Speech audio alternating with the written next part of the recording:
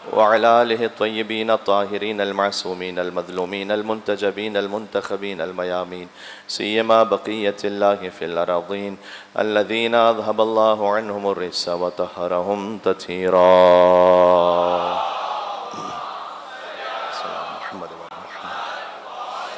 رحمة الله على محبيهم واللعنة الدائمة على أعدائهم أجمعين. آج چونکہ مولا حسن علیہ السلام کی اولاد طاہرہ کا ذکر ہے مصائب میں، لہذا امام حسن علیہ السلام سے توسل اختیار کرتے ہیں. بسم اللہ الرحمن الرحیم. یا ابا محمد یا حسن ابن علی ایہا المجتبی یا ابن رسول اللہ یا حجت اللہ علی خلقہ یا سیدنا و مولانا انا توجہنا واستشفعنا وتوسلنا بک الی اللہ وقدمناک بین یدی حاجاتنا. نام امام حسن پر یا وجیہاً عند اللہ اشفع لنا عند اللہ یا وجیہاً اشفع لنا. ایک مرتبہ اور یا وجیہاً عند اللہ اشفع لنا عند اللہ. صلوات بر محمد و آل محمد. اللہم صلی علی محمد. اما بعد فقد قال اللہ الحکیم. بسم اللہ الرحمن الرحیم. قل ما اسألكم علیہ من اجر الا ان شاء ان يتخذ الى ربه سبیلا. نعرہ صلوات.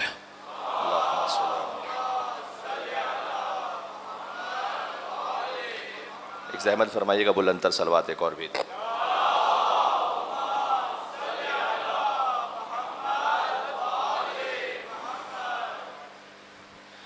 امام معصوم کا فرمان ذیشان ہے کہ جب خدا کسی کے ساتھ خیر کا ارادہ کرتا ہے تو اس کے قلب میں محبت حسین کو ودیعت فرماتا ہے. اللہ تعالیٰ نے جو ہمارا جسم خلق کیا ہے اس میں قلب کی خاص حیثیت ہے، اور یہ اللہ عز و جل یا تو حدیث قدسی ہے یا امام معصوم کا فرمان ہے کہ قلب المؤمن حرم اللہ. مومن کا جو قلب ہے وہ عام حیثیت نہیں رکھتا، مومن کا قلب اللہ کا حرم ہے. امام معصوم کا حرم ہوتا ہے نا، یہاں جہاں امام معصوم ہے، اس طرح سے مومن کا قلب وہ اللہ کا حرم ہے. تو اللہ سبحانہ و تعالیٰ نے پورے جسم میں جس مقام کو اپنے لیے منتخب فرمایا ہے وہ قلب ہے، اور اللہ جس کے ساتھ خیر کا ارادہ کرتا ہے اس قلب میں حسین کی محبت کو رکھتا ہے. اور آگے فرمائے وحب زیارت، فقط حسین علیہ السلام کی محبت کو نہیں بلکہ ان کی زیارت کی محبت کو بھی دل میں ڈال دیتا ہے.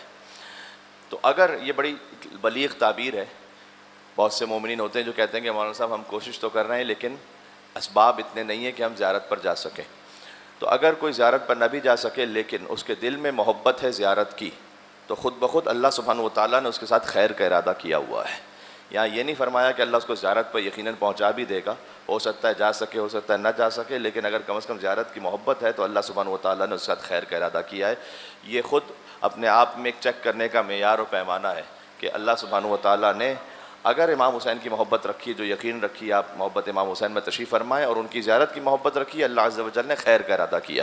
ایک مل کے صلوات بھیجے گا نام امام حسین علیہ الصلوۃ والسلام پر. اللہم صلی اللہ علیہ وسلم.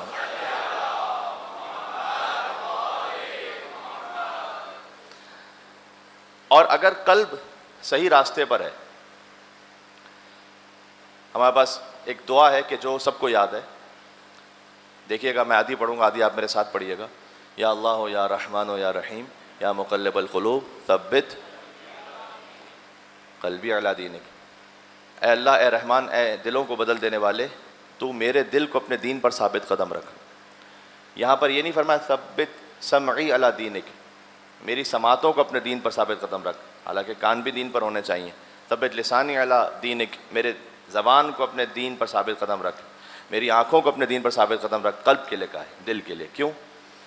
اس لیے کہ اگر دل ثابت قدم ہے تو زبان بھی صحیح راستے پر ہے، نگاہیں بھی صحیح راستے پر ہیں، سماعتیں بھی صحیح راستے پر ہیں. دل وہ ہے کہ جہاں سے سب کنٹرول ہو رہا ہے، تو دل کو دین پر ثابت قدم رکھ. اگر دل صحیح تقویٰ کے ساتھ ہے تو زبان بھی تقویٰ کے ساتھ ہے، نگاہیں بھی تقویٰ کے ساتھ ہے، ہاتھ بھی تقویٰ کے ساتھ ہے، پیر بھی تقویٰ کے ساتھ ہے.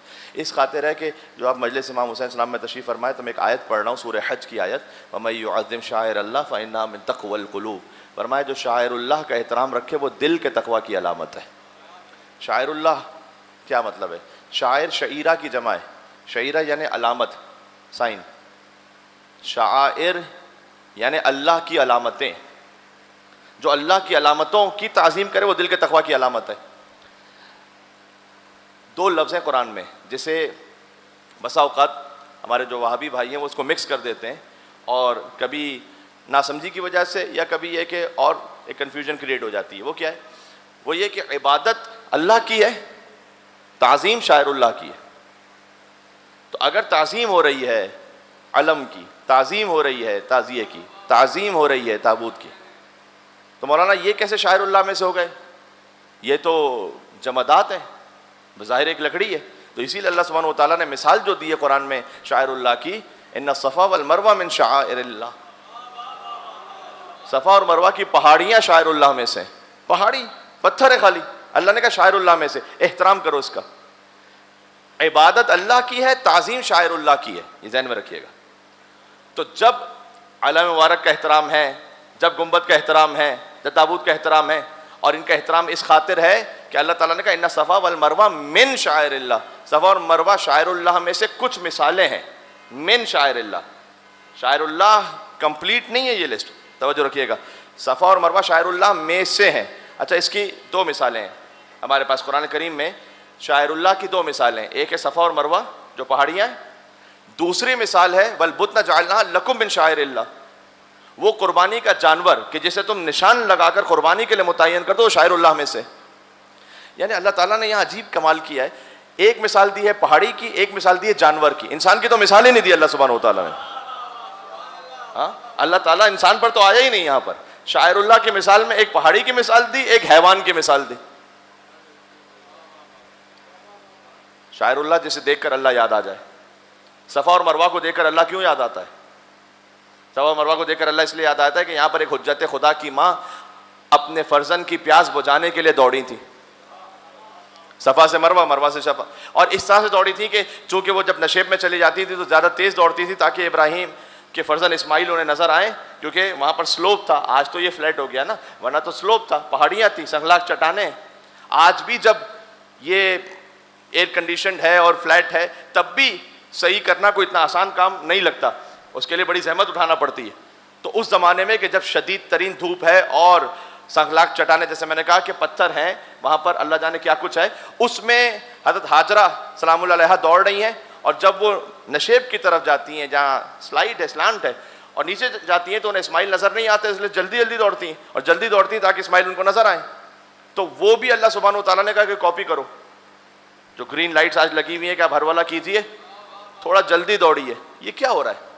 یہ علامہ رشید ترابی صاحب اللہ مقام نے ایک مثال دی ہے شاعر امام حسین کو سمجھنے کے لیے. اگر آپ حج کو دیکھیں ایز این آؤٹ سائڈر، جس کو بیک گراؤنڈ نہیں پتا، ہسٹری نہیں پتا، just as an out cider آپ حج کو واچ کریں کہ کچھ لوگ ہیں کہ جو ایک گھر کے گرد گھومے جا رہے ہیں. یہ کیا ہو رہا ہے؟ اگر آپ اس کے بیک گراؤنڈ کو، پس منظر کو نکال کر فقط آپٹکس میں ظاہر کے عمل کو دیکھیں تو کوئی لاجک نہیں بن رہی. گھومنا خالی.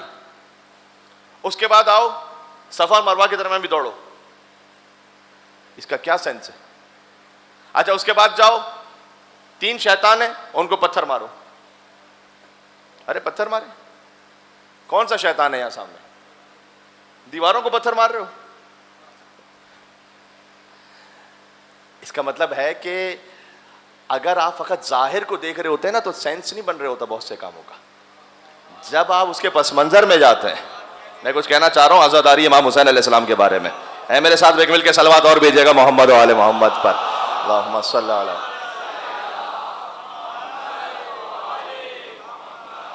تو وہاں پر لگ رہا ہے کہ یہ صفا مروہ کے درمیان دوڑ رہے ہیں, سمجھ میں نہیں آ رہا کیوں. جب اس کا پس منظر پتہ چلے تو پھر یہ ہے کہ اچھا, اس لیے کہ ایک نبی خدا کی فرض کیجئے کہ والدہ یہاں پر دوڑی تھی. کنکر اس لیے مار رہے ہیں کہ یہ بھی ایک تاریخ کو یاد رکھنا ہے. صحیح ہے, تاریخ کو یاد رکھنا ہے. کیونکہ جب ابراہیم علیہ السلام اسماعیل کو لے کے جا رہے ہیں تو پہلے شیطان آیا ہے حضرت حاجرہ کے پاس بہکانے کے لیے کہ وہ دیکھو. پہلے تو ابراہیم علیہ السلام کے پاس آیا کہ تم نے خواب دیکھا ہے, خواب میں کیا بیٹے کو ذبح کر رہے ہو, ذرا عقل سے بھی سوچو. اب جہاں کوئی عشق کے معاملات ہوتے ہیں نا, پھر وہاں پر عقل, وہاں پر حکم خدا کے سامنے سرنڈر ہو جانا ہے.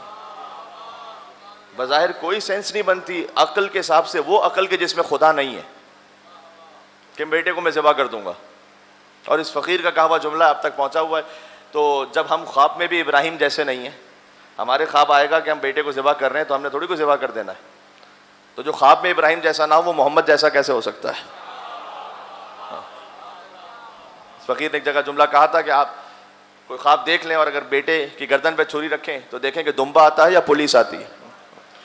تو ان کے لیے تو دمبا آیا تھا, اس لیے کہ ان کو خاص اللہ سبحانہ و تعالیٰ کا حکم ہے.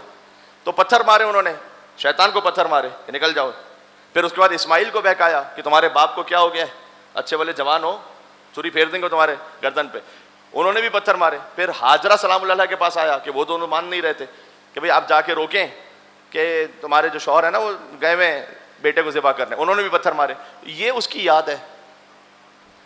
ناؤ اٹ میک سینس کہ اچھا اس واقعے کی یاد ہے. عزاداری امام حسین علیہ السلام میں پیٹے جا رہے ہیں, سینہ پا برہنہ گھوم رہے ہیں, ایک عجب فقر کا عالم ہے, ہاں دیوانوں کی طرح ہیں. اس کا مطلب یہ نہیں ہے کہ اس کے پیچھے کوئی سینس نہیں ہے. ہاں میں کچھ کہنا چاہ رہا ہوں یہاں پر, شبیر کے دیوانوں کو سمجھائے نا دنیا.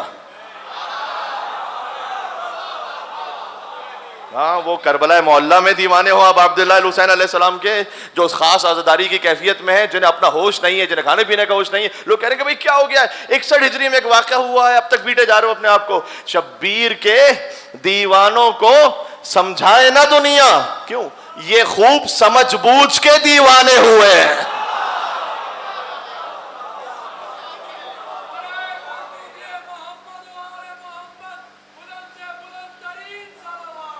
اللہ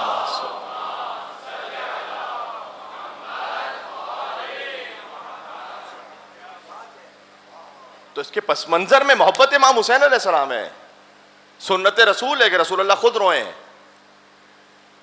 اچھا اب یہ کیونکہ جیسے جیسے عاشور قریب آ رہا ہے تو یہ سوشل میڈیا پہ میسیجز وغیرہ آتے رہتے ہیں, کبھی جوانوں کے ذہن میں سوال بھی آتا ہے, اس لیے میں کہہ رہا ہوں کہ میں اپنے موضوع کے حساب سے لا بلا کلام میں اس کا جواب بھی دے دوں کہ بھائی قرآن پڑھو امام حسین کے لیے, مجلس کرنے کا کیا فائدہ ہے.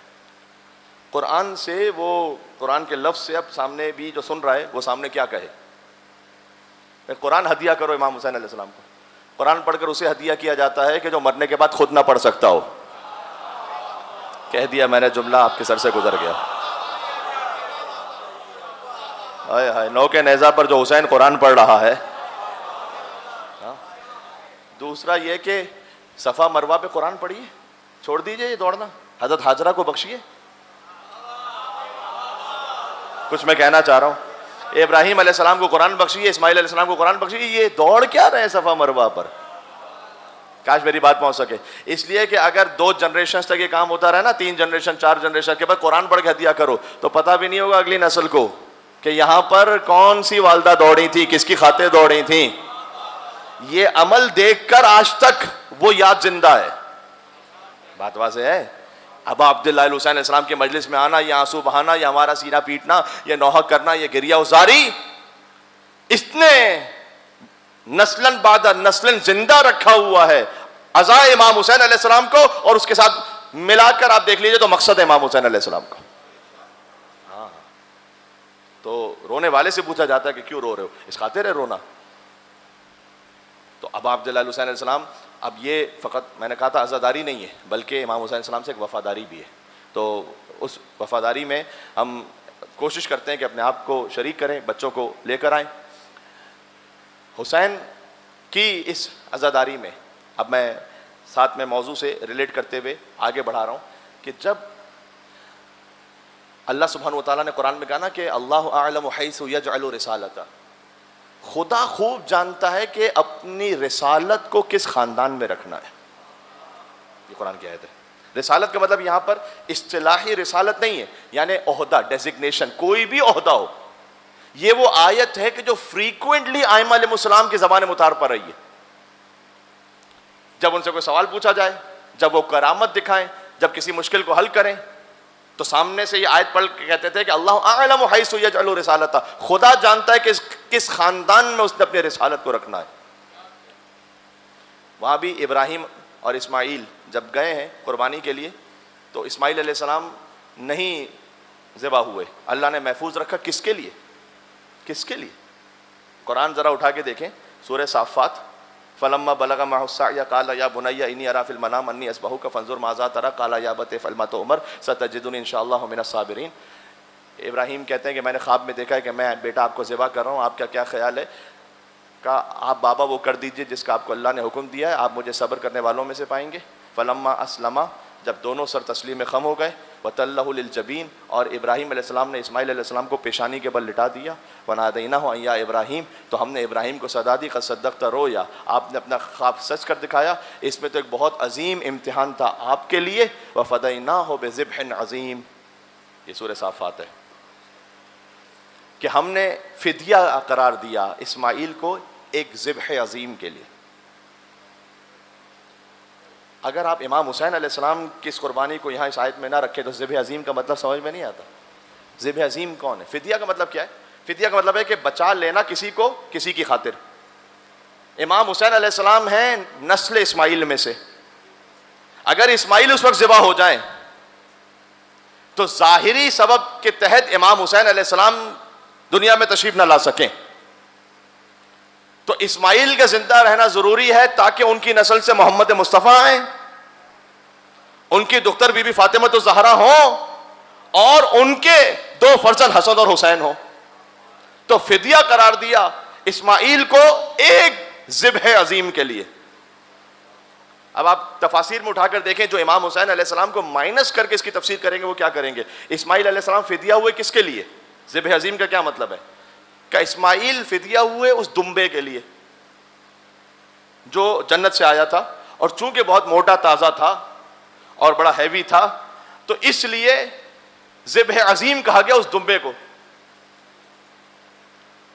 جب اہل بیت کے در کو چھوڑتے ہیں نا تو پھر مقام نبوت کا بھی یہ عالم ہوتا ہے کہ اسماعیل جیسے نبی وہ قربان ہو، یعنی وہ فدیہ قرار پائیں ایک ذبح عظیم دمبے کی خاطر، کہ دمبا ذبح ہو جائے اور اسماعیل ذبح نہ ہو. فدیہ ہوتا ہے کسی بزرگ شخصیت کے لیے، کسی بڑے کے لیے، چھوٹے کے لیے فدیہ نہیں ہوتا. ہاں سمجھ رہے ہیں آپ؟ میں بات پہنچ رہی ہے انشاءاللہ سے. تو اسماعیل فدیہ قرار پائیں ذبح عظیم کے لیے. ذبح عظیم کا کہ دمبا ہے. اس لیے میں کہتا ہوں یہ جو مقام نبوت ہے نا، یہ جو آپ کے پاس ماشاءاللہ مقام نبوت کا جو احترام ہے، اس کی وجہ کیا ہے؟ اس کی وجہ غدیر ہے. بات سنیے گا اور سمجھیے گا، اس کو محسوس کیجئے گا. یعنی میں کہنا چاہ رہا ہوں کہ جس کے کلمے میں علی ولی اللہ ہوتا ہے اس کا محمد رسول اللہ محفوظ ہو جاتا ہے. اس کا محمد رسول اللہ محفوظ ہے. السلام علیکم یا اہل بیت النبوہ میں معاملہ یہ ہے. اس لیے کسی بھی مسلمان کو یہ حق نہیں ہے کہ وہ اپنی مرضی سے نائب رسول طے کر لے، کیونکہ یہاں پر معاملہ الہی عہدے کا ہے. یہاں معاملہ ہمارے اور آپ کے معاملات کا نہیں ہے. وہ اگر اپنی جانب سے متعین کرے تو پتہ مشکل کیا ہے؟ کسی نے امام سے پوچھا، بظاہر امام حسن عسکری علیہ الصلوۃ والسلام سے یہ مکالمہ ہے، ایک مل کے صلوات بھیجے گا. اللہم صلی علی محمد. میرے خیال میں آپ جس تعداد میں تشریف فرمائیں اس سے بہتر صلوات ہو سکتی ہے محمد و آل محمد علیہ السلام پر.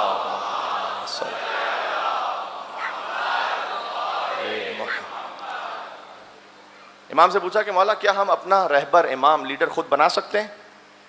امام نے کہا اگر تم بناؤ گے تو کیا دیکھو گے اس میں بتاؤ, کیا دیکھ کے بناؤ گے؟ کہ مولا وہ عالم ہو, عادل ہو. امام نے بہت لاجیکل ہے یہ, آپ ذہن میں رکھیے گا اس بات. امام نے کہا تم کسی عالم اور عادل کو دیکھ کے بناؤ گے تو ایک تو یہ ہے کہ کیا تم جانتے ہو کہ کون کتنا عالم ہے اور کتنا عادل ہے؟ پہلی بات تو یہ ہے. دوسرا اس سے زیادہ امپورٹنٹ پوائنٹ ہے, ذہن میں رکھیے گا, کیا تم اس کے فیوچر کے بارے میں جانتے ہو کہ وہ رہے گا عالم عادل؟ یہ پتہ ہے, اس کی دنیا کی ایک مثال دوں میں آپ کی خدمت میں. آنگ سان سو چی, یہ ایک خاتون ہے میانمار کی, میانمار کی لیڈر جنہیں نوبل پرائز ملا 1991 میں, نوبل پرائز ملا, نوبل پیس پرائز وہ بھی. اچھا یہ پیس پرائز انہیں مل گیا, اس کے بعد میانمار میں جینوسائیڈ ہوا, مسلم جینوسائیڈ 2016-17 میں. 25,000 سے زیادہ مسلمان مار دیے گئے, ہزاروں کی تعداد میں خواتین کی عصمت دری ہوئی, 7 لاکھ سے زیادہ لوگ جلا وطن ہو گئے. وہ جو پورا کرائسس چل رہا تھا, تو آپ جانتے ہیں اس میں کوئی ظاہر کرنے کی بات نہیں, آپ مجھے میڈیا پہ دیکھتے رہتے ہیں, تو مجھے یاد ہے کہ اس زمانے میں میں ایک میڈیا پر میانمار کرائسس کے بارے میں بات کر رہا تھا, پاکستان کے ایک چینل پر. تو جو اینکر تھے انہوں نے مجھ سے پوچھا, اس کا کلپ موجود ہے ابھی تک میرے خیال میں سوشل میڈیا پہ کہیں. تو اینکر نے مجھ سے پوچھا کہ علامہ صاحب یہ جو اتنا جینوسائیڈ ہو رہا ہے اور یہ جو خاتون ہیں جنہیں نوبل پیس پرائز ملا ہے, ان سے ایکسپیکٹیشن یہ تھی کہ یہ کچھ کہیں گی, کچھ اپنے وہاں مسلمانوں کے لیے جو کمیونٹی ہے اس کے لیے کچھ اقدام کریں گی. یہ تو بالکل ہی سائلنٹ ہے اور انہوں نے تو مرنے کے لیے چھوڑ دیا ہے. تو ان کو تو نوبل پیس پرائز ملا ہوا ہے, تو اب یہ جو ان کا کام ہے, تو کیا یہ نوبل پیس پرائز ڈیزرو کرتی تھی؟ اس وقت میں نے ایک جملہ کہا تھا, وہاں تو فقط اشارے میں ایک جملہ کہہ کے گزر گیا تھا, آپ اس اشارے کو سمجھیں گے. تو میں نے اسے کہا تھا کہ بھائی یہی فرق ہوتا ہے انسان کے بنائے ہوئے میں اور اللہ کے بنائے ہوئے میں.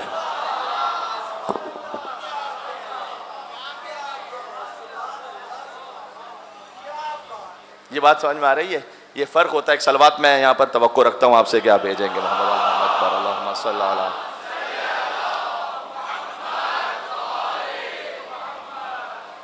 یہ فرق ہے انسان کے بنائے ہوئے میں اللہ کے بنائے ہوئے.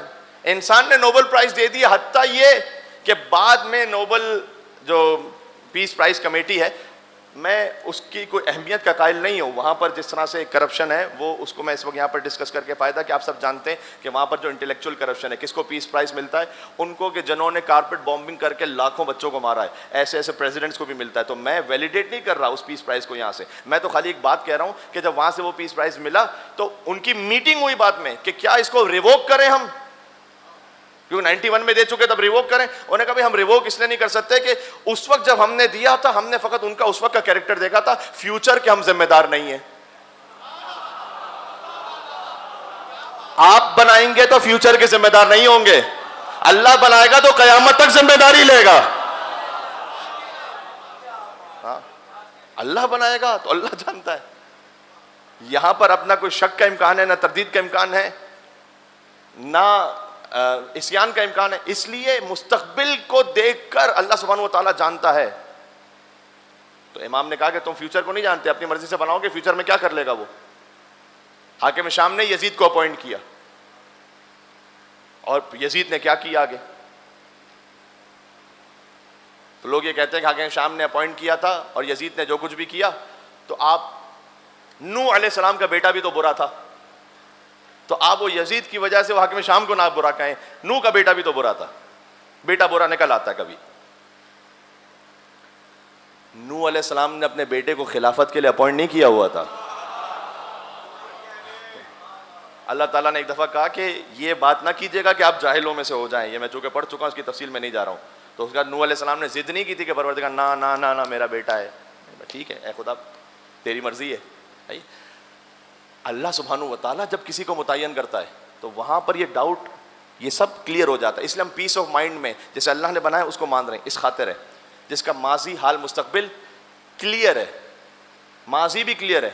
سارے صحابہ کرام کو کہتے ہیں رضوان اللہ تعالیٰ علیہم, رضی اللہ تعالیٰ عنہ, صرف ایک مولا علی جن کو کہتے ہیں کرم اللہ وجہہ.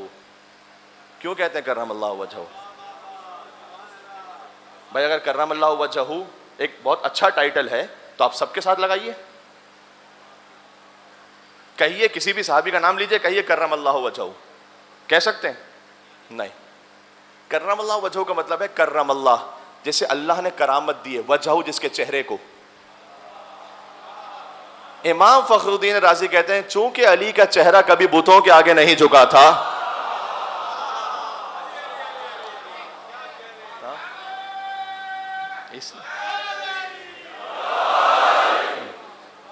چونکہ علی کا چہرہ کبھی بتوں کے آگے نہیں جھکا تھا, اس لیے صرف علی کو کہا جا سکتا ہے کرم اللہ وجہہ. تو ان کا ماضی بھی کلیئر ہے. میں تو ایک عام ہیومن سطح پہ بات کر رہا ہوں, میں تو ابھی اس اناؤنسمنٹ پہ تو بات ہی نہیں کر رہا. میں تو کہہ رہا ہوں کہ غدیر کا اناؤنسمنٹ نہ بھی ہو تب بھی آپ نے کس کو ماننا چاہیے؟ لاجیکلی کس کو ماننا چاہیے؟ جس کا ماضی کلیئر ہو, جس کا مستقبل, جس کا فیوچر. اب میں آج امام حسن علیہ السلام کی اولاد کے تسلسل میں بات کرنا چاہتا ہوں, تو اس لیے میں آ رہا ہوں اس طرف. امیر المومنین کو اللہ سبحانہ و تعالیٰ نے دو وہ فرزند عطا کیے جو امام بنے, حسن اور حسین. ایک حدیث اور بھی ہے کہ حسن اور حسین کے بعد امامت دو بھائیوں میں جائز نہیں ہے, صحیح نہیں ہے. یہ کیوں فرمایا تھا امام نے جانتے ہیں؟ جب امام حسن عسکری علیہ السلام کی شہادت ہوئی تو امام حسن عسکری کے ایک بھائی تھے جن کا نام تھا جعفر, جن کو جعفر کذاب کہا گیا, بعد میں جعفر تواب کہا گیا. اور انہوں نے کوشش بھی کی کہ امام حسن عسکری کا نماز جنازہ وہ پڑھا لیں, کیونکہ امام زمانہ علیہ السلام 5 برس کے تھے. تو ان کے ذہن میں خیال آیا کہ میں حسن عسکری کے بعد بھائی ہوں تو میں امام بن جاؤں. اس وقت امام زمانہ علیہ السلام نے فرمایا تھا کہ چچا, امام کے چچا ہوتے ہیں, اتق اللہ, اللہ کا تقوی اختیار کریں. یہ امامت آپ کے لیے جائز نہیں ہے, اس لیے کہ رسول اللہ نے یہ فرمایا ہوا ہے کہ امامت کا پورا سلسلہ دو بھائیوں میں سوائے حسن اور حسین کے اور کسی کے لیے جائز نہیں ہے. کیا بات ہے, دیکھیں کتنا لمبا سوچا ہوا تھا. تو حسن اور حسین امام بنے, دو بھائی, اور ان میں امام حسن علیہ السلام حسین سے بھی پہلے امام ہیں. ظاہر ہے امام حسن کا ذکر کم ہوتا ہے, بہرحال یہ مشیت پروردگار ہے کہ امام حسین علیہ السلام ہی کے ذکر میں تمام پنجتن کا ذکر ہو. امام حسین علیہ السلام کا ذکر پنجتن پاک میں سب سے زیادہ ہے. یہ اللہ تعالیٰ کی ایک مشیت ہے. خود وہ جو آیہ نور ہے نا, اللہ نور السماوات والارض مثل نورہ کمشکاۃ فیہا مصباح المصباح فی زجاجۃ الزجاجۃ کأنہا کوکب درری یوقد من شجرۃ مبارکۃ زیتونۃ لا شرقیۃ ولا غربیہ یکاد زیتها یضیء ولو لم تمسسه نار نور علی نور یہدی اللہ لنورہ من یشاء ویضرب اللہ الامثال للناس واللہ بکل شیء علیم. یہ آیت ہے سورہ نور کی, آیت نمبر 35. اللہ زمین و آسمان کا نور ہے. میں امام حسن پہ بات کر رہا ہوں. اللہ زمین و آسمان کا نور ہے. مثل نوری کا مشکات, اس کے نور کی ایک مثل ہے, جیسے ایک طاق ہے. مشکات یعنی طاق. طاق کا مطلب پتہ کیا ہوتا ہے؟ دیوار کے اندر ایک جگہ جہاں پر چراغ رکھتے ہیں, اس کو کہتے ہیں طاق. فیہا مصباح, اس طاق کے اندر ایک چراغ ہے. المصباح فی زجاجۃ, اور وہ چراغ ایک فانوس میں ہے. الزجاجۃ کأنہا کوکب درری. یہ آپ کو لگے گا قرآن کی آیت ہے, کتنی سمبولک آیت ہے یہ, کیا ہے یہ؟ اللہ کے نور کی مثل ہے. اللہ کے نور کی مثل یہ ہے کہ ایک طاق ہے, اس کے اندر ایک چراغ ہے, چراغ فانوس میں ہے, فانوس کی روشنی کوکب دری کی طرح ہے. فرمایا المشکات یا فاطمہ, امام نے فرمایا. تفصیل میں جانے کا وقت نہیں, میں 1 منٹ میں اس پہ بات کر کے آگے بڑھ رہا ہوں. مشکات, امام نے فرمایا جو طاق ہے نا, طاق, طاق یعنی جہاں پر, میں نے کہا دیوار کے اندر ایک جگہ جہاں پر آپ کوئی لائٹ رکھتے ہیں, اس طاق کا مطلب فاطمہ زہرا ہے. نور الہی جہاں پر ہے, بی بی کو خود نور کے بجائے وہ طاق کہا گیا جس میں نور ہے. یہ ہے ہم فاطمہ و ابوہا و بعلہا و بنوہا. نور امامت بی بی سلام اللہ علیہ سے آگے بڑھے گا. اور وہ چراغ امام حسن ہے حدیث میں, اور وہ فانوس جس میں یہ چراغ ہے وہ حسین ہے. اب چراغ کی روشنی فانوس سے پھیلتی آگے, یہ میں قرآن پڑھ رہا ہوں. یعنی امام حسن ہے چراغ, لیکن امام حسن کا بھی جو ذکر ہوگا اور ان کی روشنی پھیلے گی وہ امام حسین کے ذکر سے پھیلے گی. یہ ایک آیہ نور ہے. اس کی اگلی آیت ہے فی بیوت اذن اللہ ان ترفع ویذکر فیہا اسمہ. یہ چراغ ایسے گھروں میں ہے کہ جن کی تعظیم کا اللہ نے حکم دیا. ہائے ہائے ہائے ہائے، ایسے گھروں میں جن کی تعظیم کا اللہ نے حکم دیا. جب یہ آیت نازل ہوئی جا کے بہار و انوار میں دیکھے گا، یہ تو خیر شیعہ والا ہے، ہو سکتا ہے کہ بعض مسلمان کہیں کہ نہیں کوئی اور حوالہ دیجیے. تو ایک تفسیر اس کا نام شواہد التنزیل، عبید اللہ بن عبداللہ حسکانی حنفی نیشاپوری کی، اس میں جا کے دیکھیے گا. جب یہ آیت نازل ہوئی تو ایک صاحب کھڑے ہوئے، انہوں نے پوچھا یا رسول اللہ یہ کون سے گھر ہیں کہ جس میں نور الہی کا چراغ ہے؟ تو حضور نے پہلے فرمایا یا بیوت الانبیاء، انبیاء کے گھر ہیں، انبیاء کے گھر ہیں جہاں نور الہی ہے. بے شک ایک اور ہستی کھڑی ہوئی، نام لے لیتا ہوں میں، حضرت ابو بکر. وہ کھڑے ہوئے، انہوں نے پوچھا حاذا البیت منہا، میں ہزاروں کے مجمع میں بات کر رہا ہوں، ریفرنس کے ساتھ بات کر رہا ہوں. حاذا البیت منہا واشار الی بیت علی و فاطمہ.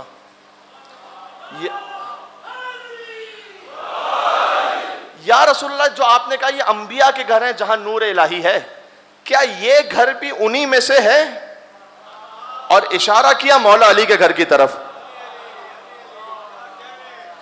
اچھا اس کا مطلب ہے کہ میں مسلمانوں سے دس بستہ کہنا چاہتا ہوں کہ حضرت ابو بکر رضی اللہ تعالی عنہ وہ یہ بات جانتے تھے کہ رسول اللہ جب انبیاء کی فضیلت بیان کریں تو کوئی صحابی اس میں شریک نہیں ہو سکتا ہے. اگر نبی کی فضیلت میں کوئی شریک ہو سکتا ہے تو وہ حیدر کرار علی ابن ابی طالب ہے.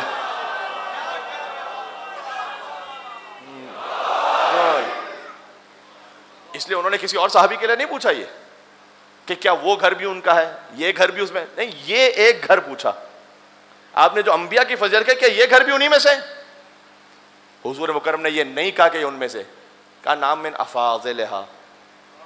یہ گھر ان میں سے کی بات نہیں ہے، یہ کہ سب سے افضل گھر ہی یہی ہے.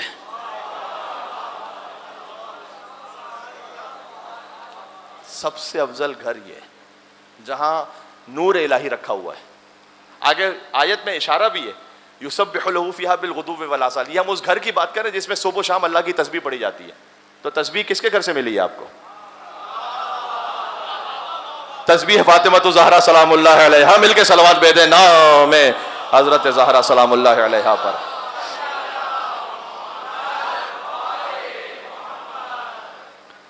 یہ نور الہی آگے بڑھا.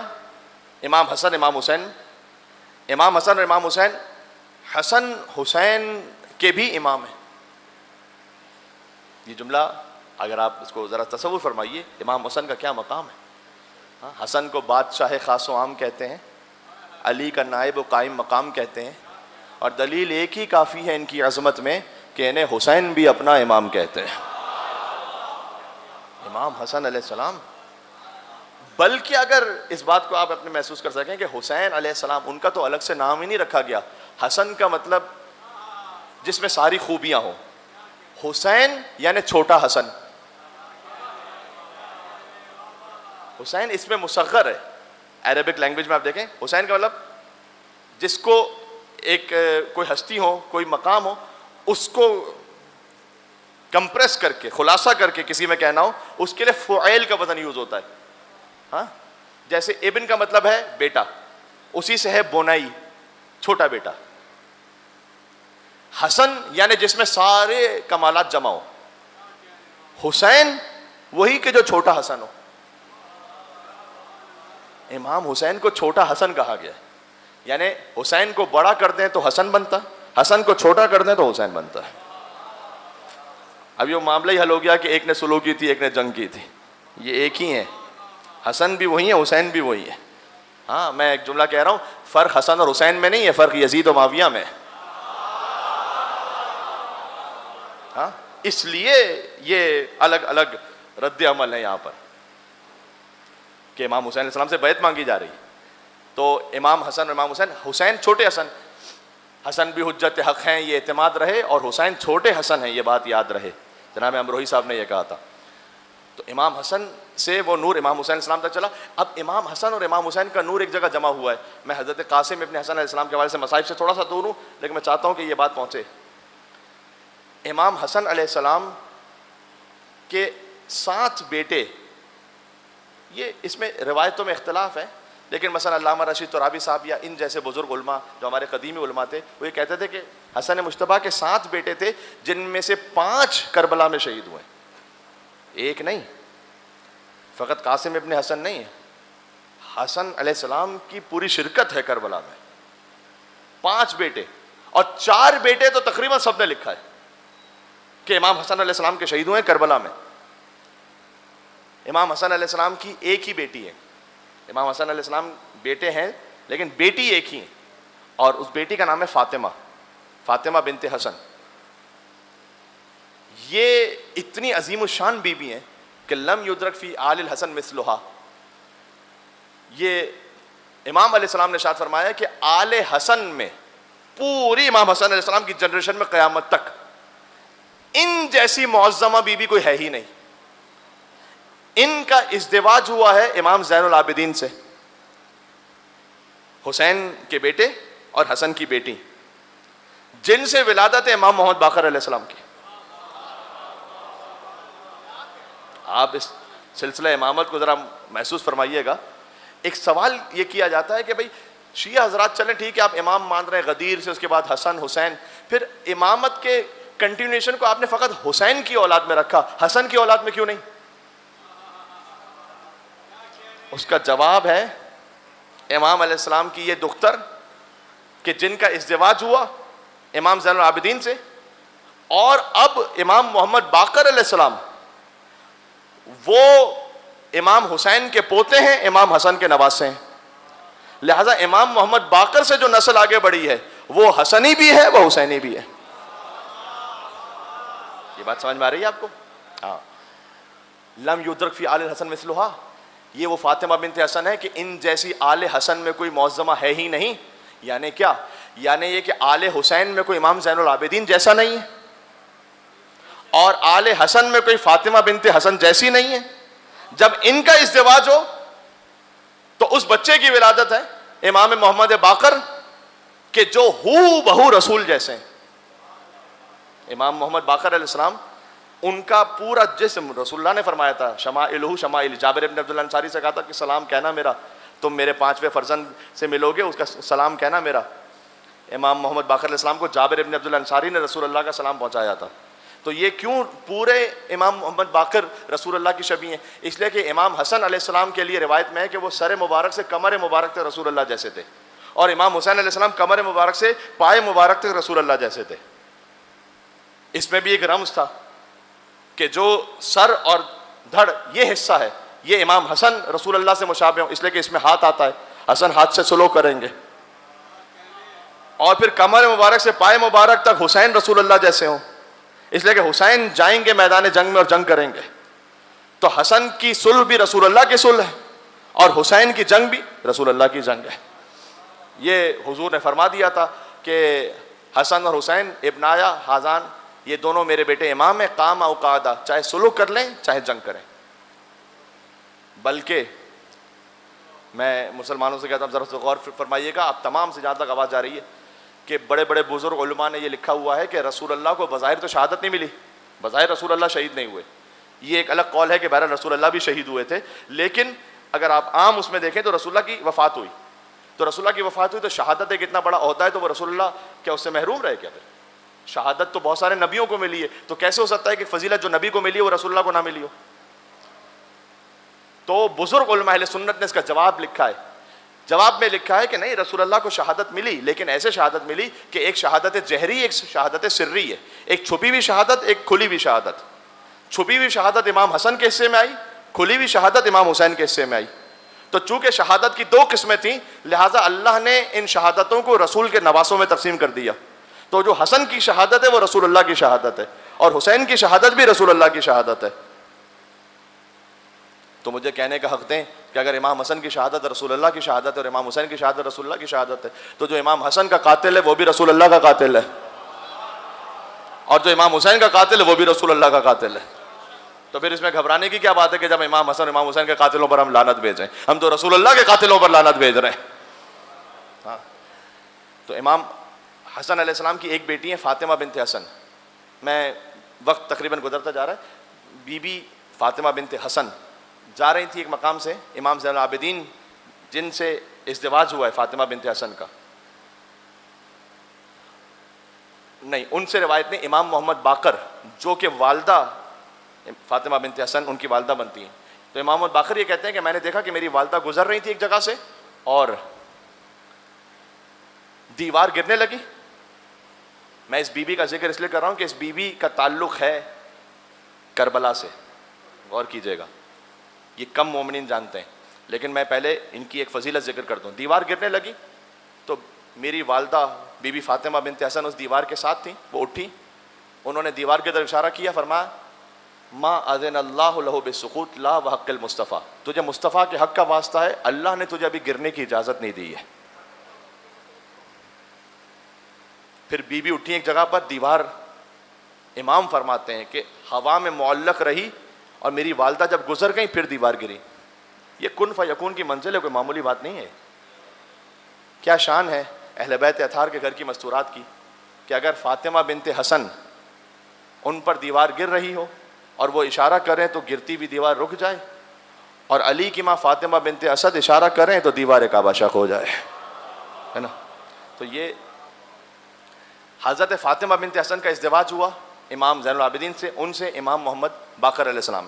حضرت فاطمہ بنت حسن کربلا میں موجود تھیں، یعنی امام زین العابدین کی زوجہ اور امام محمد باقر بھی خود کربلا میں تھے. امام محمد باقر کی والدہ کربلا میں تھیں، اور کیجیے گا. اب میں بات کو اس طرح سمیٹ رہا ہوں کہ امرؤ القیس نام کا ایک شخص تھا، یہ امام حسن کی زوجہ ہے نا جو بی بی ام فروا جن سے حضرت قاسم ہے. تو امرؤ القیس نام کا ایک شخص تھا کہ جو یمن میں رہتا تھا، حضرت ختیجہ کے دور کے رشتہ داروں میں بھی تھا. وہ مسلمان ہوا، اس کی 3 بیٹیاں تھیں، یمن میں بیٹیوں سے شادی کرنے والا کوئی تھا نہیں. امرؤ القیس کی بیوی کی بھی وفات ہو گئی، تو اب یہ اپنی بیٹیوں کی شادی کروانے کے لیے لے کر آیا اپنی بیٹیوں کو مدینہ. اور جب مدینہ لے کر آیا تو اب یہ سوچ رہا تھا کہ میں کسی شریف النفس انسان کے ہاں ازدواج کروں اپنی بیٹیوں کا، تو کس سے ازدواج ہو؟ تو کوئی جانتا نہیں اس کو مدینہ میں. 1-2 لوگوں سے جب معلوم ہوا، کچھ پوچھا، پتہ چلا کہ امیر تو ہیں لیکن شرافت نفسانی نہیں ہے، تو مجھے ان سے ازدواج کرنا نہیں ہے. اب بیٹیوں کے لیے شادی کرنا ہے اور دن گزرتے چلے جا رہے ہیں، یمن سے آیا ہے تو مدینہ سے باہر تھک ہار کر بیٹھ گیا. دیکھیں اللہ تعالیٰ کیسے انتظام کرتا ہے، جس کے دل میں وہ نیت ہے. تھک ہار کے بیٹھا ہوا ہے، دیکھا دور سے ایک شخص آ رہا ہے، گویا ایسا لگ رہا ہے بڑی محنت کر کے پسینے میں پورا شراب ہو رہا ہے. دور سے ایک شخص آ رہا ہے، یہ امرؤ القیس جانتا نہیں اس شخص کو.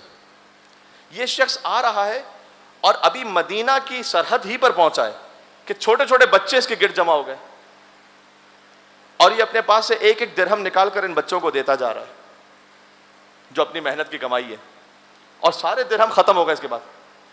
اور یہ داخل ہوا مدینہ میں خالی ہاتھ. امرؤ القیس نے دیکھا کہ یہ کون ہے. اچھا ایک دن دیکھا، اگلے دن بھی وہیں جا کے بیٹھے، بالکل وہی سیم منظر. یہ باغ سے نکلتا ہے محنت مزدوری کر کے، جو کچھ کمایا ہوتا ہے بچوں میں تقسیم کر کے پھر خالی ہاتھ. ارے یہ کون ہے؟ تو ایک شخص سے پوچھا وہ جو شخص ہے وہ کون ہے؟ کہ وہ علی ابن ابی طالب ہے. کہا اچھا علی کے بارے میں تو بڑا سن رکھا تھا. ما اشرف ھذا الفتى، کیا ہی شریف النفس ہے یہ جوان. فتح عربی میں شباب کہتے ہیں جوان کو، اور فتح بھی کہتے ہیں جوان کو. فرق یہ کہ شباب ہر جوان، سیدہ شباب اہل جنہ امام حسن امام حسین ہے، جو بھی جوان ہوں گے ان سب کے سردار ہیں جنت میں. فتح کہتے ہیں جو ابراہیم علیہ السلام کے لیے قرآن میں سورہ انبیاء میں لفظ ہے فتح. یہ بتوں کو توڑنے والا کون ہے؟ کہ وہ ایک جوان ہے فتح. جوان فتح کے لیے جوان اس جوان کو کہتے ہیں کہ جو بت شکن ہو، ہاں جس میں شہامت ہو، جس میں قہرمانی ہو. اس لیے جب جبریل نازل ہوئے تھے تو یہ نہیں کہا لا شباب الا علی، لا سیف الا ذوالفقار، کہ لا فتح الا علی، لا سیف الا ذوالفقار. اس نے کہا کتنا ما اشرف حاصل فتح، کتنا کریم اور شریف ہے یہ جوان. اچھا جوان کیا اس وقت ضروری نہیں کہ امیر المومنین باقاعدہ اس جوانی ہی کے عالم میں ہو، یعنی ظاہر ہے کہ تھوڑا سا وقت گزر چکا ہے اور جس کو آپ ادھیڑ عمر کہہ سکتے ہیں بظاہر مولا علی، لیکن فتح جو ہے نا، فتح والا جوان وہ علی آخر تک ہے، نہروان تک ہے، اس میں بھی جوانی ہے وہ. اب میں کیا کروں؟ مولا ابو الفضل عباس کربلا میں جوان ہے 32 سال، علی کی آخری جنگ ہے نہروان، کتنے سال ہیں؟ 63 سال کے. میر انیس کہتے ہیں دو ہی جوان ہیں اس دو جہان میں، دو ہی جوان ہیں، اس جملے کی میں قدر چاہتا ہوں آپ سے، دو ہی جوان ہیں اس دو جہان میں، عباس کربلا میں، علی نہروان میں.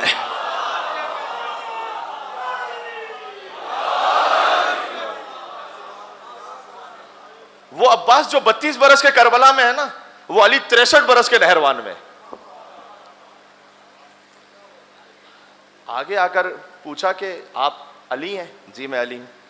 کہا آپ میرا ایک مسئلہ حل کر دیں، میں یمن سے آیا ہوں 3 بیٹیوں کو لے کر، مسلمان ہوا ہوں، چاہتا ہوں کسی اچھے شریف خاندان میں شادی ہو جائے. امام نے کہا کہ کیا تم چاہتے ہو کہ تمہاری ایک بیٹی سے میں ازدواج کر لوں؟ بڑی بیٹی. کہا رہے اس سے زیادہ بڑی کیا سعادت ہوگی؟ مجھے تو اس پورے مقام پر آپ سے زیادہ کوئی کریم و شریف نظر ہی نہیں آتا، تو میرے لیے تو کتنی بڑی سعادت ہے. اس کی بڑی بیٹی کا نام ہے ماہیہ. ازدواج ہوا مولا علی سے. اب ہمارے ہاں دیکھیں یہ تھوڑا سا ہو سکتا ہے کہ اتنا کمپیٹیبل نہ ہو اس طرح کی جو ازدواج اور اس طرح کے جو معاملات ہوتے ہیں، کیونکہ آگے جو میں لفظ کہنے لگا ہوں، ان کی جو دوسری بیٹی ہیں اسی امرؤ القیس کی، ان کا نام ہے سلمہ یا نفیلہ یا رملہ، جن کی کنیت ہے ام فروا. میں آج خاص اس لیے ذکر کر رہا ہوں یہ سب. مولا نے کہا کہ آپ کی بڑی بیٹی سے میں ازدواج کرتا ہوں، اور آپ کی یہ درمیان میں جو بیٹی ہیں جن کا نام سلمہ، نفیلہ، رملہ، کنیت ام فروا، ان سے میرے بیٹے حسن اگر ازدواج کر لیں. امام حسن علیہ السلام نے ان سے ازدواج کیا. انہی ہی کی بیٹی ہیں فاطمہ بنت حسن، ابھی جن کے لیے ساری میں بات کر رہا تھا آپ سے، اور انہی کے ہی بیٹے ہیں امام محمد باقر. یعنی امام محمد باقر کی والدہ بھی ہیں کربلا میں فاطمہ بنت حسن، اور ان کی نانی بھی ہے کربلا میں، ام فروا نانی ہوتی ہے امام محمد باقر علیہ السلام کی. یہ بات سمجھ میں آ رہی ہے میں کیا کہہ رہا ہوں؟ کچھ سمجھ میں آ رہا ہے؟ یہ ایسے نہیں ہے السلام علیکم یا اہل بیت النبوہ. ہاں یہ پاکیزہ ترین اصیل ترین خاندان ہے. یہ ہر ایک کو نصیب اس طرح سے نہیں ہوتا. اچھا، اور جو تیسری بیٹی تھی وہ چھوٹی تھی اس وقت، کافی چھوٹی تھی، امرؤ القیس کی. وہ تیسری بیٹی بھی وہیں رہ گئی اپنی 2 بہنوں کے ساتھ، اور جب وہ بڑی ہوئی تو ان کا ازدواج ہوا امام حسین سے. یعنی امرؤ القیس وہ شخص ہے کہ جس کی 3 بیٹیوں کا ازدواج ہوا ہے، امام علی، امام حسن، امام حسین. امام حسین نے جس دختر سے امرؤ القیس کی دختر سے شادی کی ہے وہ ہے ام رباب، علی اصغر کی ماں. آپ کو یاد ہے میں تسلسل میں چل رہا ہوں، اگر آپ تسلسل کو رکھ سکیں اپنے دماغ میں نے آپ سے بارہا کہا کہ اگر آپ اللہ سبحانہ و تعالیٰ کی خاطر اس دنیا میں کوئی قربانی دے رہے ہیں تو اللہ ضائع نہیں کرے گا آپ کے معاملے کو. وہ یا آپ میں دکھائے گا، یا نسلوں میں دکھائے گا، یا نسلوں کی نسلوں میں دکھائے گا. یہ آپ یقین رکھیں. کل میں نے یقین پر بات کی، اسی لیے اللہ پر یقین رکھتے ہوئے مجھے کچھ اس وقت ملے نہ ملے، اللہ سبحانہ و تعالیٰ کا امتحان ہے. اگر میں صراط مستقیم پر ہوں اللہ اس احسان کو ضائع نہیں ہونے دے گا. 3 بیٹیاں، 3 کا ازدواج، امام علی، امام حسن، امام حسین. ان میں سے ایک ام فروا، ایک ام رباب. امام حسن کے 4 بیٹے یا 5 بیٹے کربلا میں شہید ہیں. امام حسن کی پوری نمائندگی ہے کربلا میں. اچھا ذرا غور کیجئے گا، امام حسن اور امام حسین فضائل میں شریک ہیں نا، ہر فضیلت میں ایک جیسے ہیں. لولو مرجان، سیدہ شباب الجنہ، امامان قامہ او قعدہ، انا اعطیناک الکوثر، ہر آیت میں امام حسن امام حسین ساتھ میں. تو یہ کیسے ہو سکتا تھا کہ مصائب میں امام حسن اور امام حسین ساتھ میں نہ ہو؟ جب فضائل میں ساتھ میں، مصائب میں ایسے ساتھ میں رہے کہ کربلا میں شہید تو 72 ہیں یا 125 شہید ہیں جو بھی عدد ہے، لاشا فقط امام حسین کا پامال ہوا ہے. آپ جانتے ہیں کیونکہ شہیدان کربلا میں جب لاشا پامال ہونے کی باری آئی شام غریبہ تو ایک ایک شہید کا قبیلہ آتا گیا اور کہا کہ نہیں ہم اپنے قبیلے والے کو تو نہیں پامال ہونے دیں گے. تو حبیب بن مظاہر کا قبیلہ ان کا لاشا لے گیا، مسلم بن اوسجا ان کا لاشا لے گیا. ایسا ہے صرف امام حسین کا لاشا رہ گیا تھا. یہ شام غریبہ کی مجلس کا روایت کا موضوع ہے تو میں اسی میں پڑھوں گا اس کو تفصیل سے انشاءاللہ اگر میری زندگی رہی اور مجھے توفیق رہی تو. لیکن یہ آپ جانتے ہیں کربلا میں جو ایک واحد لاشا اور پامال ہوا ہے وہ قاسم ابن حسن کا. دیکھیں اس کی وجہ کیا ہے میں نہیں جانتا کہ کیا کیا مصلحتیں ہیں. مجھے جو سمجھ میں آتا وہ یہ چونکہ حسن اور حسین ہر فضیلت میں شریک تھے لہٰذا مصیبت میں بھی شریک ہونا تھا. حسین کا لاشا پامال ہونا تھا تو حسن کی نیابت میں حسن کے بیٹے قاسم کا لاشا پامال ہوا کہ گویا امام حسن علیہ السلام نے کہا کہ بھیا اس مصیبت میں بھی میں آپ کے ساتھ شریک رہوں گا. سب کا لاشا پامال ہو نہ ہو لیکن میرے بیٹے کا لاشا پامال ہوگا آپ کے ساتھ ساتھ. حسن علیہ السلام کی قربانیوں میں سے ایک ہیں عبداللہ ابن حسن. عبداللہ ابن حسن وہ ہیں کیا میں کہوں اس شہزادے کے لیے 10 برس کا سن ہے تو جیسے ہی امام حسن علیہ السلام کی شہادت ہوئی نا، ان کی ولادت ہوئی تھی اور امام حسن علیہ السلام کی شہادت ہوئی تو کربلا 10 سال بعد ہوئی ہے امام حسن کی شہادت کے. تو گویا ان کو پالا امام حسین نے. حضرت قاسم کو بھی پالا امام حسین نے. کیوں؟ امام حسن کی شہادت کے بعد حضرت قاسم تو 3 برس کے تھے تو حسن کے بیٹے لیکن پالا تو امام حسین نے. اس لیے جب امام حسین قاسم کو گلے سے لگائیں تو جیسے ایک باپ اپنے بیٹے سے لپٹ کے رو رہا ہے. اس لیے یہ کیفیت ہے. اور حضرت قاسم ابن حسن سے پہلے میں چاہتا ہوں کہ میں آپ کی خدمت میں حضرت عبداللہ ابن حسن کے لیے 2 فقرے مصائب کے کہوں. جب امام حسین کی شہادت کا وقت قریب تھا نا اور امام حسین زخموں سے چور تھے، ایک شقی آگے بڑھا کہ امام حسین کے سینے اتھر پر وار کرنا چاہتا تھا. دور سے آ رہا تھا ایک شقی. عبداللہ ابن حسن در خیمہ سے دیکھ رہے دوڑے جب تک میں زندہ ہوں کوئی میرے چچا پر تلوار نہیں اٹھا سکتا. آگے دوڑے قریب آنا چاہتے تھے کہ اس نے تلوار چلا دی تو آگے بڑھ کر ہاتھ ایسے آگے بڑھائے کہ ہاتھوں پر وار ہوا. اور مقتل کا جملہ یہ ہے کہ عبداللہ ابن حسن کے ہاتھ کھال سے لٹک گئے. اللہ اکبر اللہ اکبر. اس بچے کے ہاتھ جو حسن کا بیٹا ہے کھال سے لٹک گئے اور یہ بچہ امام حسن علیہ السلام کا جو بھتیجا ہے سینے پر پیوست ہو گیا. اب مجھے معاف کرنا حرملہ ابن کاہل اسدی جس نے علی اصغر کو تیر مارا ہے اس نے دور سے عبداللہ ابن حسن کا نشانہ لیا اور عبداللہ ابن حسن پر ایسا تیر لگا کہ مقتل میں یوں جملہ لکھا ہے کہ بچہ امام حسین کے سینے سے تیر کے ذریعے لگ گیا. ہائے ہائے ہائے ہائے. یہ وہ مصائب ہیں جو کم بیان ہوتے ہیں. عبداللہ ابن حسن کی شہادت یتیم حسن اللہ اکبر. یعنی ایسی کیفیت تھی کہ وہ تیر عبداللہ ابن حسن سے گزرتا ہوا حسین کے سینے پر لگا اور بچہ اس تیر کے ذریعے چمٹ گیا حسین کے سینے سے. یہ عبداللہ ابن حسن. عزیزوں رونے کے لیے تشریف لائے ہیں. کہاں کہاں تک اللہ جانے مومنین اور مومنات تشریف فرما ہیں اور مجھے معلوم ہے کہ آپ مصائب پر گریے کے لیے تشریف لاتے ہیں. اب تو وہ شبیں آہستہ آہستہ آ رہی ہیں کہ جس میں رونا ہی بنتا ہے بس. قاسم ابن حسن آئے ہائے ہائے. شب عاشور کہتے ہیں کہ چچا امام حسین علیہ السلام نے چراغ بجھا دیے کہ جو جانا چاہتا ہے چلا جائے.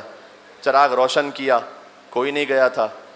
ابوالفضل عباس اہل بیت کی جانب سے اٹھے کہ مولا اگر مرتے مر جائیں 70 مرتبہ زندہ ہوں 70 مرتبہ مارے جائیں.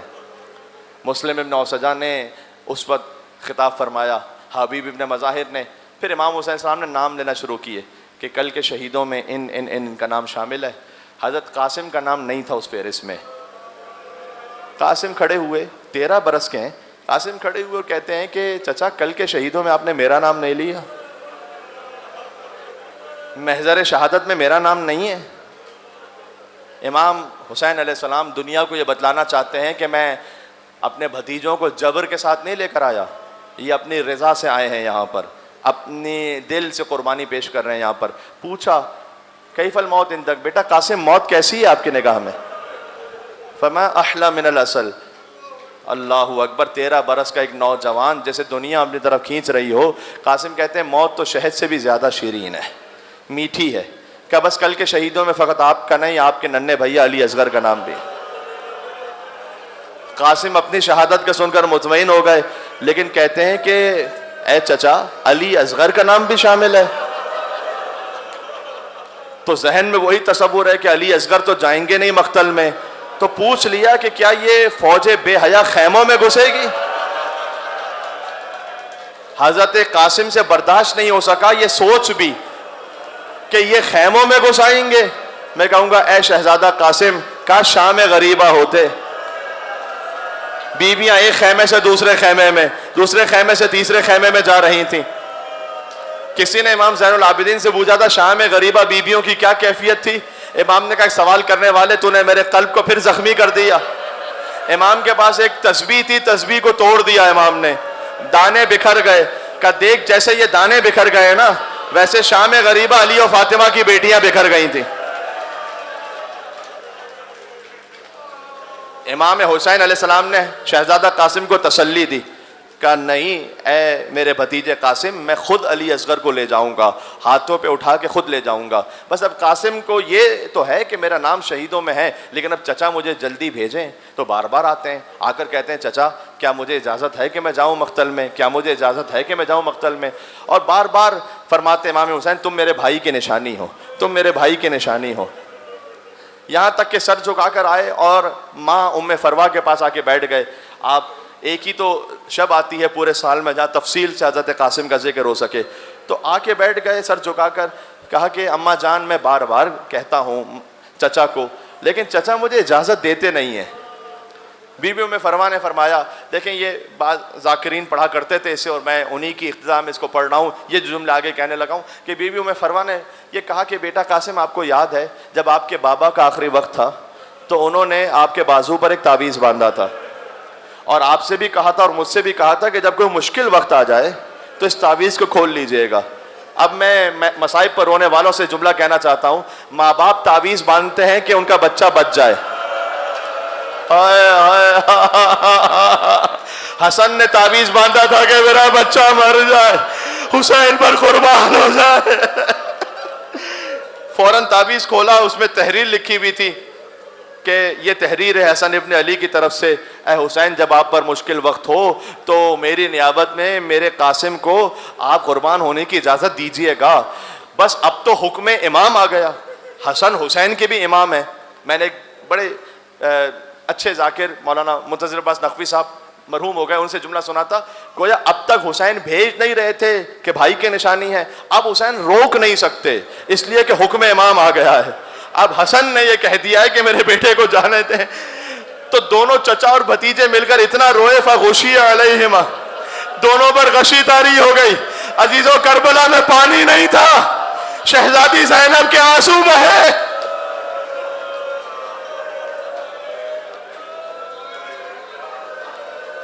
جب امام حسین اور حضرت قاسم نے آنکھیں کھولیں، مقتل میں یہ لکھا ہوا ہے کہ غشی ایک بار نہیں ہوئی، دوبارہ مل کر اتنا روئے کہ پھر غشی طاری ہوئی۔ یعنی بار بار امام حسین اتنا چاہتے تھے حضرت قاسم کو کہ حسین کے لیے جیسے حسین کی جان جا رہی ہے۔ کم چچا مجھے جانے دیں۔ حضرت قاسم کے بدن پر کوئی زرہ نہیں آتی تھی، صحیح، فقط ایک کرتا پہنا ہوا تھا۔ اچھا جو کرتا پہنا ہوا تھا، امام حسین علیہ السلام نے اس کرتے کو چاک کیا یہاں سامنے سے۔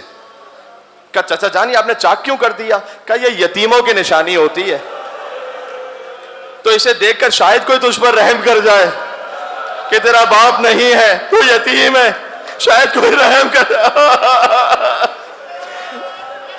حضرت قاسم علیہ السلام گھوڑے پر سوار ہوئے، مقتل میں پہنچے، رجس پڑی، بے پناہ جنگ کی۔ عمر سعد نے کہا کہ یہ 13 برس کا نظر آ رہا ہے، لیکن ایک ایک کر کے آؤ گے یہ پورے لشکر کو ختم کر دے گا، گھیر کے مارو۔ گھیر کر ایک شخص نے کہتا ہے کہ میں دور سے نشانہ لے رہا تھا، عمران نام کا شخص ہے وہ، اس کا اپنا شجرہ وغیرہ لکھا ہوا ہے، وہ قریب آیا آہستہ آہستہ کہ قاسم کی نظر نہ پڑے، اور دیکھیں جو شہادت ہے اس سے پہلے کی منزل جانتے ہیں کیا ہے کہ اس نے اتنا شدید سر پر وار کیا حضرت قاسم کے کہ قاسم کا سر 2 پارا ہو گیا.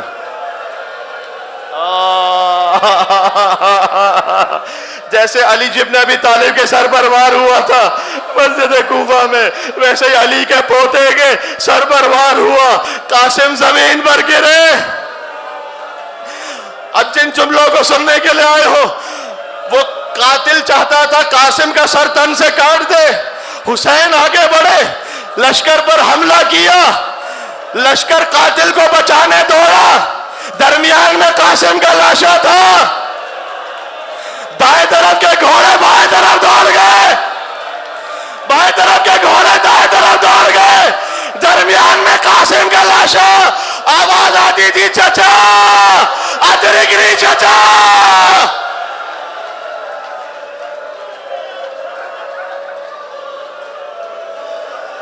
دو جملے میں کیسے ان جملوں کو پڑھوں. قاسم کا لاشا بکھرتا گیا، پامال ہوتا گیا، قاسم ٹکڑے ٹکڑے ہوتے گئے. اللہ اکبر. گھوڑے دوڑ رہے تھے قاسم کے لاشے پر، کہتے ہر ٹاپ پر صدا آتی تھی چچا ادرکنی.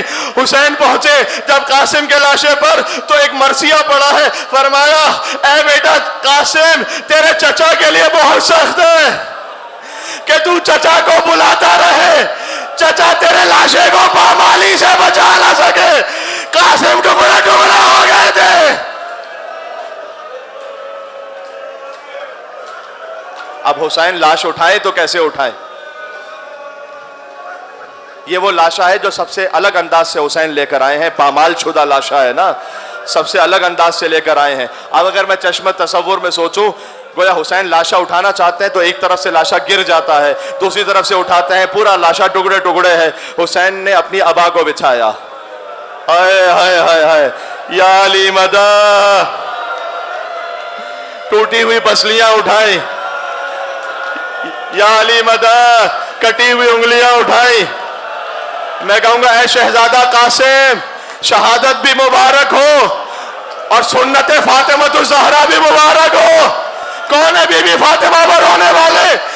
سیدہ کی پسلیاں ٹوٹی تھی مدینہ میں، قاسم کی پسلیاں ٹوٹی کربلا میں.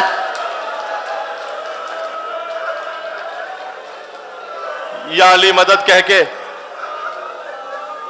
شکستہ پسلیاں اٹھائیں اور حسین نے گٹھری کو باندھا. سب سے منفرد انداز میں لاشا لے کر گئے، گٹھری کو پشت پر رکھا یا ہاتھوں پہ اٹھایا اور لے کر چلے. جب خیمہ گاہ پہنچے تو فرمایا اے بہن زینب قاسم کا لاشا لایا ہوں لیکن ماں کو نہ دکھانا. بی بی زینب نے ایک ایسا سوال کیا ہے کہ جو بڑا رقت آمیز ہے کہ بھیا آپ کے ہاتھ تو خالی ہے، لاش کہاں؟ کہ بہن زینب یہ جو پیٹھ پر گٹھری دیکھ رہی ہے اس میں قاسم کی لاش کے ٹکڑے ہیں. لاش اندر گئی. خدا کسی ماں کو یہ منظر نہ دکھائے کہ 13 برس کا جوان لاش ٹکڑے ٹکڑے ہو گئی ہو. شہزادی زینب نے فرمایا اماں فرما آپ نہ دیکھیے گا، بھابی فرما آپ لاش نہ دیکھیے گا. کہ شہزادی مجھے دکھائیے تو صحیح، میں ایک مرتبہ اپنی قربانی دیکھنا چاہتی ہوں.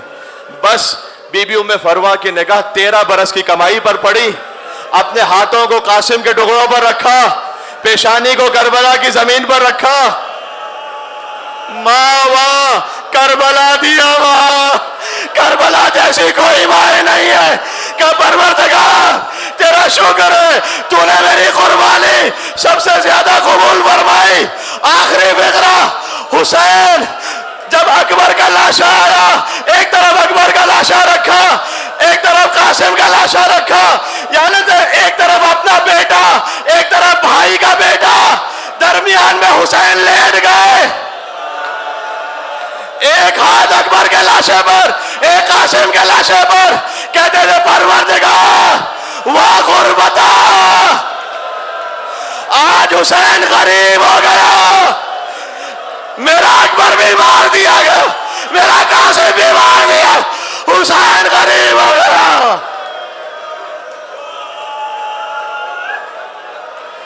السلام علی الحسین